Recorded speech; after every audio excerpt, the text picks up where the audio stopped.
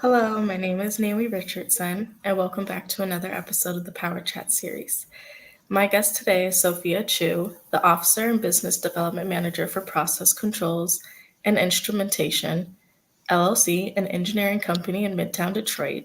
Sophia is an 8-year veteran of the United States Army and was born and raised in Kingston before migrating to America. How are you today? I am doing fantastic. Thank you so much. Yes, of course. No, thank you. If you'd like to tell the audience a little bit about yourself, please go ahead. As you mentioned before, I was born and raised in Kingston, Jamaica, and I migrated here to the United States as a teenager, starting out in Hartford, Connecticut. I served in the U.S. Army as a medic for 8 years, living both in the United States and overseas, West Germany in particular. I also served in Desert Storm, Desert Shield. So I'm an Army vet. Um, I have two sons. One is an artist, a musician. He goes by the name Choker and he lives in LA. He was born and raised here in Detroit. And my older son is a headhunter for a human resource company. I've lived in Michigan for 28 years. I consider this home. This is the place I've lived the longest outside of my home country. And I look forward to being a part of your conversation today. Thank you. So let's get started. What was your life like growing up in Kingston, and what led you to become interested in volunteer services? What was my life like in Kingston? I am from downtown Kingston, a place where vacationers do not go. I from what you would consider the ghetto. I am from a place where political warfare was very rampant in the late 70s, early 80s, and a lot of Jamaicans actually migrated away from our home country for safety reasons. Volunteer service, I think, is my lifeline. It allows me to step outside of my comfort zone while serving others, and it gives me a good feeling on the outside and the inside, especially when it comes to serving my community. And when I talk about my community, I talk about it holistically. If you are in my line of vision, you are in my community because I am now a part of who you are based on how I perceive community to be. I typically Yeah, work with or serve African American, Afro Caribbean community members. I love that. That's beautiful. What were two pivotal points in your life that have impacted who you became and who you are today? One, I think, was when I started high school in Hartford, Connecticut. I went to a Catholic high school, which was mainly white people. And that's when I found out that I was Black. I always thought I was just Jamaican, but another label that was given to me in that environment was that I was Black and I was perceived to be different, which was new to me. And I think another one was I had my first child when I was in the army. I went overseas for the war and came back, and my son didn't know who I was because I was away from him for over 8 months. My mother was fortunately able to travel to the United States and help me raise him. And when I came home, he had no clue who I was because I was missing from his life for so long. Wow. How has that impacted who you are today? The first one is the being considered or told that I was Black gave me a level of resilience that I didn't know that I had because I had to prove to whomever considered me different because I was Black that I am the same as who they are. And that kind of continue to drives the conversation home for me is you are the same or you are better. Not because somebody puts you in a box, that means you stay in that negative box. Become who you're supposed to be, living through positivity. The second thing is to be present. The second in circumstance taught me to be present. Be present with your friends, be present with your family, and be present not only mean have them see you, but also be a part of their life. So even if you're not there, you're still present. I love that. What are your main objectives as the executive director of the Caribbean Community Service Center? And what do you see yourself doing in the next 5 years? So the community Caribbean Community Service Center was a well thought out project slash organization by a group of us. There's probably about five of us that sat down and came up with a plan about creating the Caribbean Community Service Center. And we were very deliberate in that plan. Our community is known for cultural and social organizations. So we feed people, we play music, we socialize amongst ourselves. But what we noticed as there were big gaps in our existence here in the United States and in Metro Detroit in particular. We didn't do community advocacy. We didn't do community service. We didn't do professional development nor educational development to be inclusive of our community. We do it in the greater United States, but we don't do it in our community per se. But we do sports, arts, and culture very well.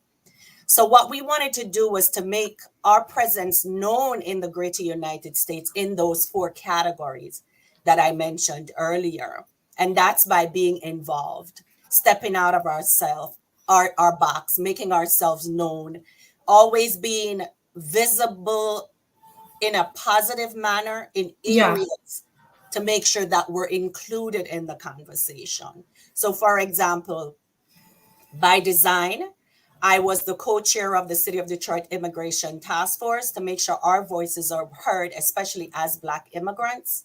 By Yes. design, I serve at the pleasure of City of Detroit District Number 6 as the secretary of the City of Detroit Entertainment Commission, again, to make sure our voice is heard. We are here, we've been here, and we continue to serve the community. And as such, we should be recognized and be seen, Yes. especially again as Black immigrants. Within the next 5 years, I see us growing in a way that we can teach or involve people in cultural sensitivity, letting them understand that empathy is more than just saying that you see people as they are and you understand who they are. It's learning how to understand the entire experience of that person and equate it to who you are so you can connect more to them.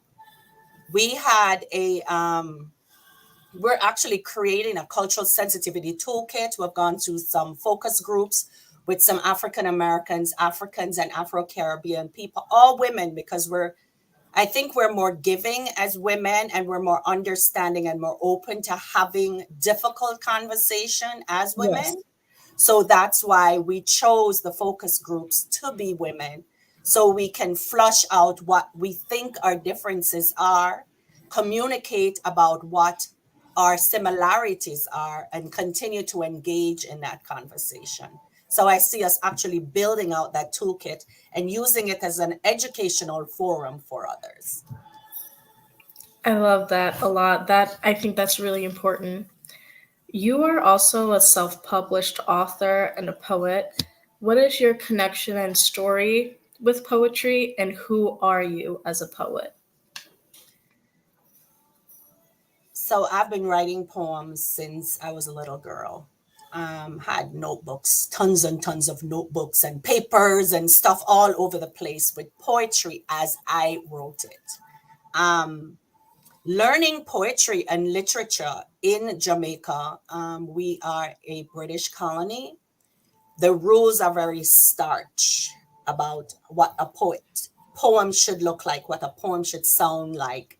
And what I wrote did not fall into those categories. So I was never comfortable enough to share that with anybody. So they were all internal to me on my little notebooks, my little papers, so on. So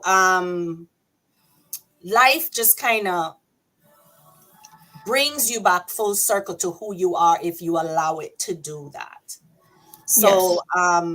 during COVID, I used a lot of my time because there was so much alone time to write how I felt, to write about what my past was like, to write about how I should be feeling based on what others are telling me.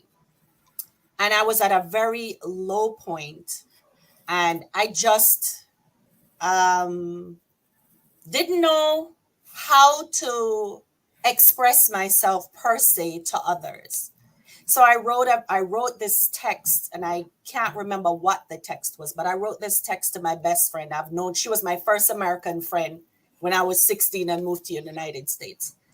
And I sent her this text, and I guess it was extremely dark because I swear to you, it seemed like I hit send and she called me. She said, "What is wrong with you?" And I kind of explained to her what I was going through. And she said, "All those words that you have been writing all those years, why don't you just let them go? Why don't you just let them go?" So I said, "Okay, all right. What can be the worst thing that happens? Somebody judges me. I get Yeah. judged every day." So Yes. what I did was I learned how to, it took a lot of time to first organize the poems. It took time to allow myself to release it to somebody else to review and to edit. Yeah. It took some time to figure out how to actually use the Amazon platform as a portal to publish. So eventually, I did the first one. And my girlfriend actually edited it, and a friend of mine that lives in Ohio, he edited also, and I released it and I let it go. And then I was like, well, this makes me feel good. How about I just do another one? So all Yeah. those poems I have put together all these years, actually there's seven poetry books that I have now published. Wow. And then I That's have another one that's sitting on my desk that I need to finish up. that's amazing, honestly. That's Thank really powerful. thank you. So, this is our last question, and I love asking this. If you could tell your younger self 5 to 10 years ago anything, what would you say? Let yourself be. You are enough. If you will just let yourself be, you'll be okay. Life is Wow. really not hard. We allow other people to let it be hard for us. So just let yourself go. Just let yourself be. Wow. I'm just taking time to let that sink in. That's beautiful. Thank you. If you'd like to say the titles of your poetry book, of your poetry books, you can go right ahead. So there is I'm gonna not name them right. Hold on, because I'm one of them people, once I release stuff, I just let it go. So I Yeah. have to think about, even if you ask me what I did yesterday, I have to think about what I did yesterday, because once I've done it, I've released it and I'm moving on to Wow. the next thing. So my poetry books are actually very easy to find. They're on Amazon and you can just search by my name. The Oh goodness, you put me on the spot. I'm trying to find new pictures. One of them is Soulful Expression. The other one is Love Abound. The Okay. other one is I Am. So it's actually three in that volume. So there's I Am Part One, Part Two, and Part Three. Wow. This was very, very beautiful. Thank you for letting me um, speak with you, and thank you for letting me hear you in with these intimate questions. Thank you so much. Thank you for allowing me the space to express myself. I Of appreciate course. This is great. it. I'm like, oh my gosh, I'm going to tell my therapist about this. Okay, well, I hope you have an amazing day. And everyone else, I hope you guys have a great day. Be safe. All Bye. right, take it easy, sweetheart.